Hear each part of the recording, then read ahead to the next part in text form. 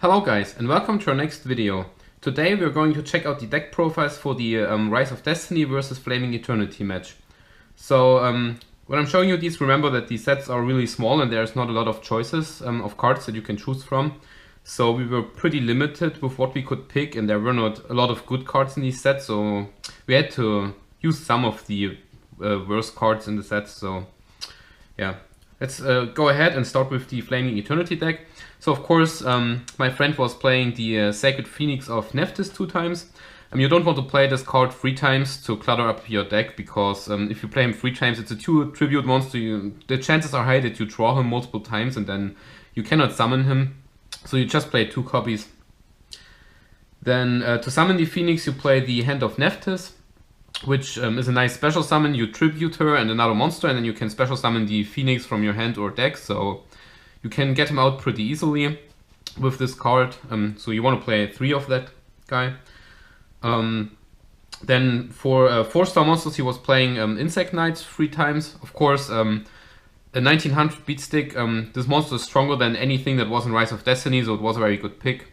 And if you got a 1900 beatstick, you want to play 3 of them. Then as second 4-star monster, he had the Golem Sentry. Also pretty good card for the matchup.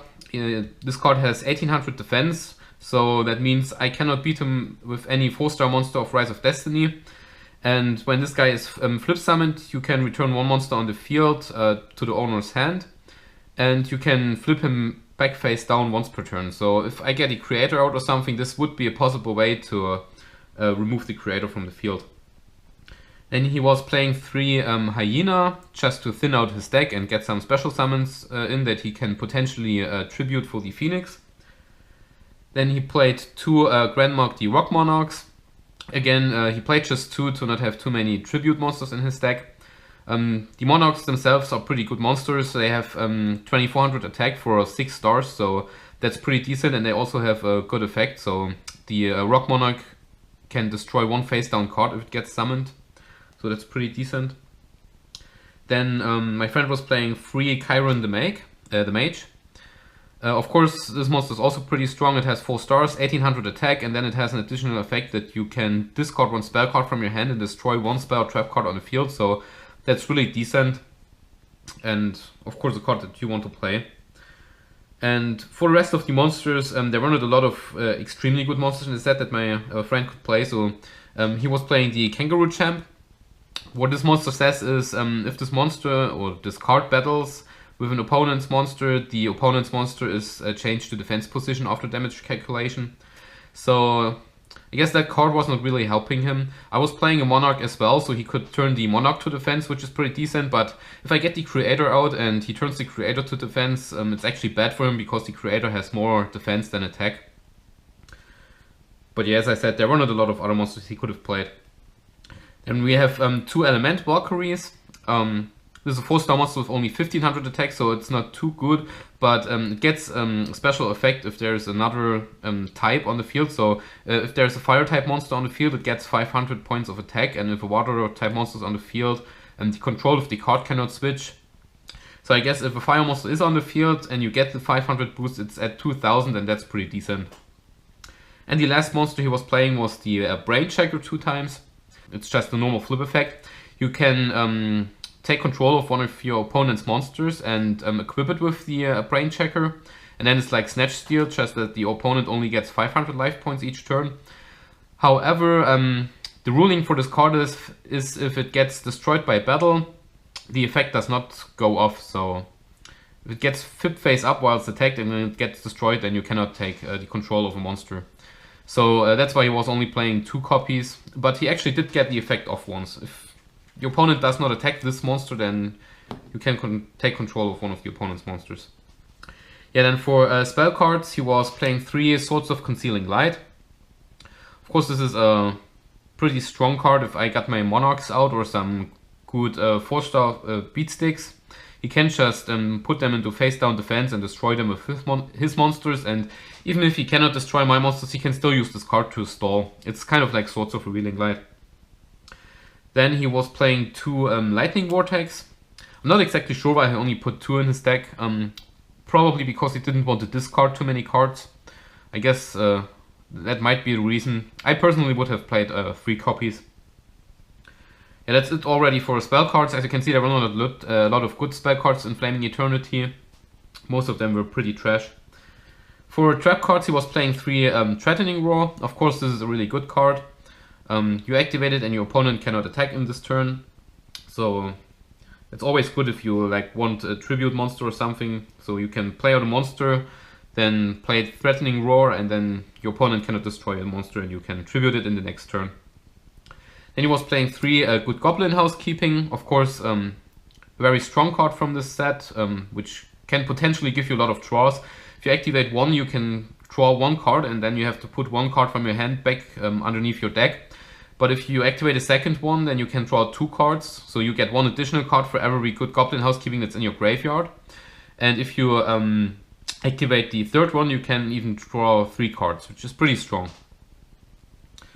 And the last card in the deck was the Phoenix Wing Windblast.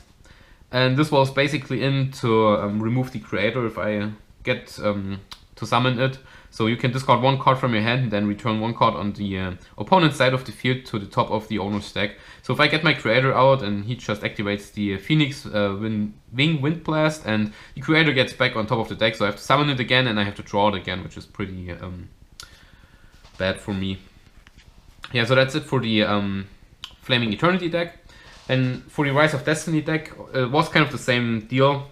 I was playing, of course, for the big monster of the set, which is the Creator. This guy only has 2300 attack, so he's weaker than the Phoenix. That was also the reason why I summoned him in defense position the first time I summoned him. Then, of course, also the Creator gets one of these summon cards as well, so this one is a little different from the Hand of the Phoenix. Basically, you can tribute this card to special summon the Creator, but you can only special summon him from your hand. So during the duels, I was really lucky because I actually drew the Creator every time, together with that Incarnate card. Of course, the Phoenix card is a little better because you can special summon the Phoenix from the deck, so you don't need to draw it. Yeah, then another tribute monster I was playing was 2 copies of the Testalos, the Firestorm Monarch. Of course, this is a very strong Monarch. If you summon him, again, he is at 2400 for only 6 stars, which is pretty strong.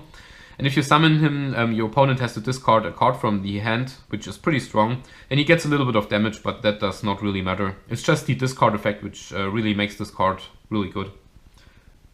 Yeah, then for 4-star monsters, I was playing 3 copies of Homunculus, the Ultimate Being. This was the strongest monster in the set with 1804 stars.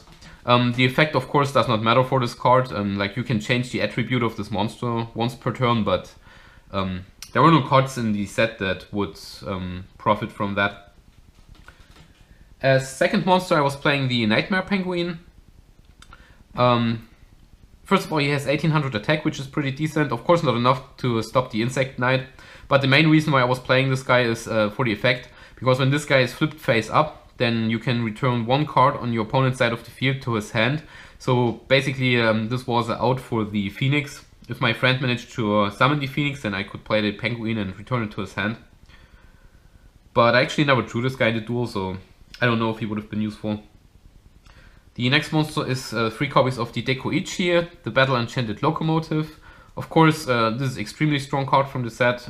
It's a monster with decent attack and defense, and if it gets flipped face up, you can draw another card, so you definitely want to play this guy. Then I was playing 2 Foxfires. This guy can be pretty annoying for your opponent. It says that if it gets destroyed by battle while it's face up on the field, you can special summon it again in the end phase. So basically what you have to do is you have to summon this guy once in attack position. And if your opponent attacks him, you take some damage for once, but then you can special summon him in defense position every single turn. So that guy can potentially be really good, especially for tribute fodder or something like that.